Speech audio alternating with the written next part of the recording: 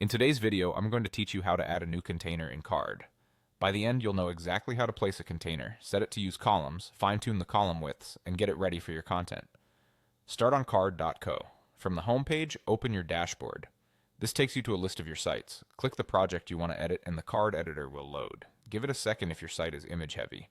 A quick tip, if you already know where you want the container to appear, click the element nearest that spot first so your new container drops in the right place. In the editor, click Add. Depending on your screen size, this might look like a plus button in the sidebar or a button in the toolbar.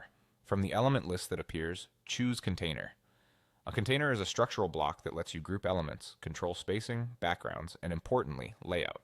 It's incredibly useful for aligning content and keeping sections organized.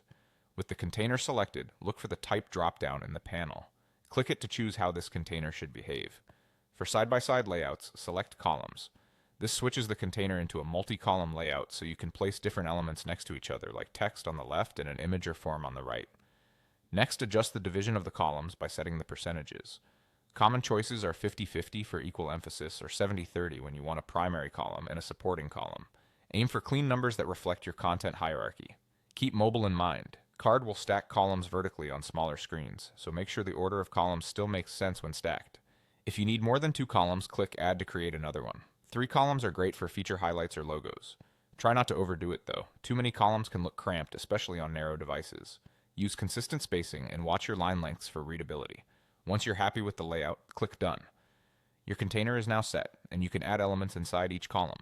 Click into a column and add headings, text, images, buttons, or forms, whatever the section needs. You can always return to the container's settings to tweak spacing, alignment, and backgrounds to create visual contrast between sections. That's it. You opened your dashboard, selected your project, added a container, chose the columns type, adjusted the percentages, added extra columns if needed, and finalized the layout. Drop in your content, preview to check desktop and mobile, and save when you're satisfied.